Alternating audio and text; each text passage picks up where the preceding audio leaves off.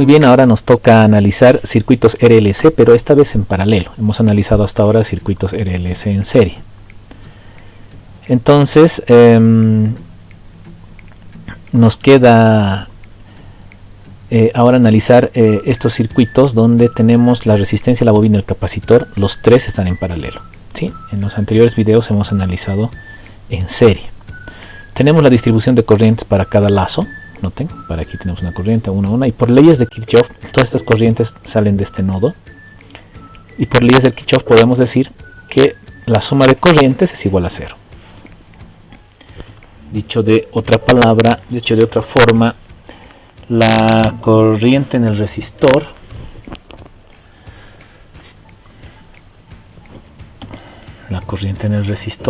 más la corriente en la bobina más la corriente en el capacitor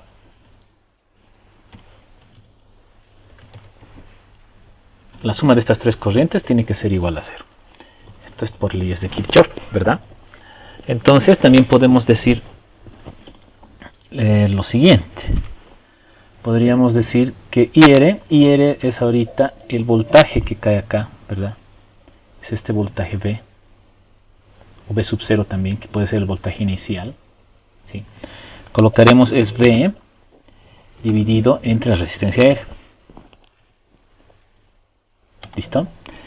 Más la corriente en la bobina. ¿Cuánto es la corriente en la bobina? Nosotros sabemos esto. Es igual a 1 dividido entre L, entre la bobina, por la integral, ¿verdad?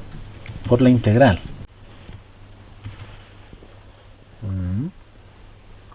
Por la integral del voltaje V diferencial del tiempo.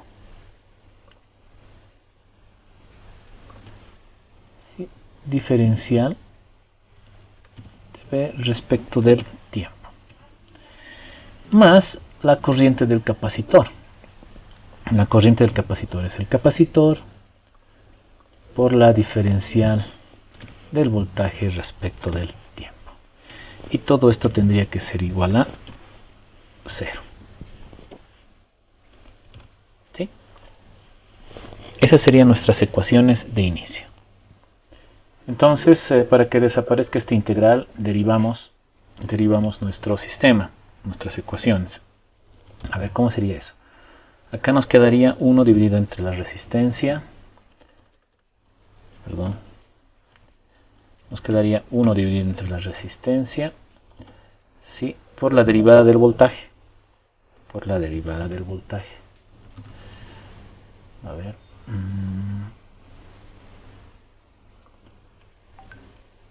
Por la derivada del voltaje respecto del tiempo. Listo.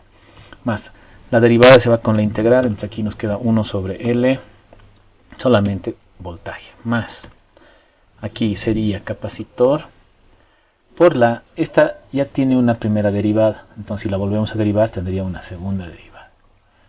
Okay, entonces esto tendríamos que poner derivada segunda del voltaje dividido entre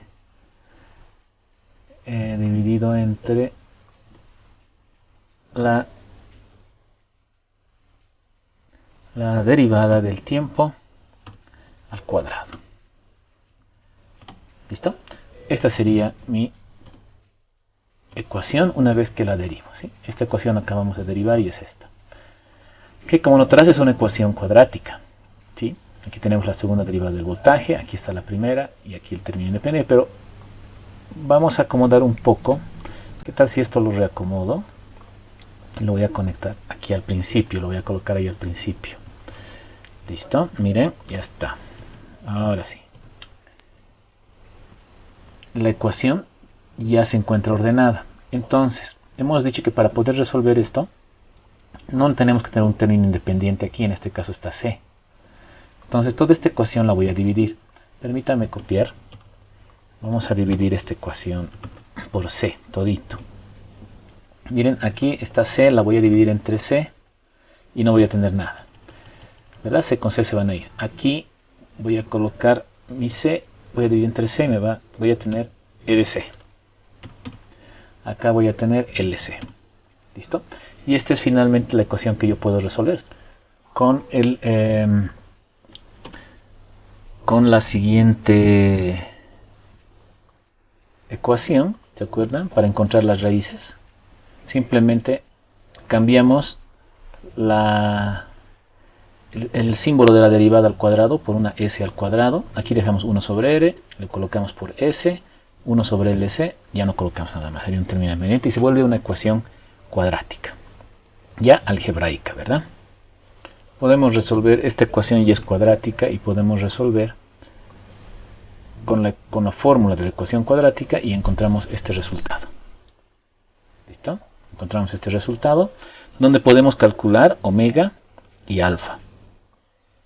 Sí, podemos calcular omega y alfa como en el caso de las series, ¿verdad? En el caso de las series hemos encontrado, ¿se acuerdan? Omega y alfa. Esa sería, ¿sí? Hemos encontrado alfa y omega y tendríamos que ver si a alfa y omega cuál es mayor, ¿verdad? En este caso, miren, alfa estaría dado por este miembro. Esto sería alfa, 1 sobre 2 RC. Y omega sería esto con la raíz, ¿verdad? 1 sobre la raíz del LC. A ver, les confirmo esto.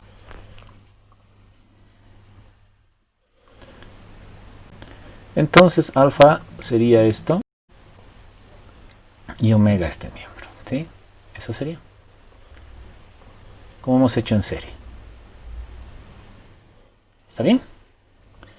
Y entonces, como siempre, ya teniendo alfa omega, tenemos los tres casos. El caso sobreamortiguado, cuando alfa es mayor que omega, podemos resolver con esta ecuación. El caso críticamente amortiguado, cuando alfa es igual a omega, podemos resolver con esta ecuación. Y el caso subamortiguado, cuando alfa es menor a omega, encontramos B doble D, ¿sí? Omega sub D, y podemos resolver por esta ecuación.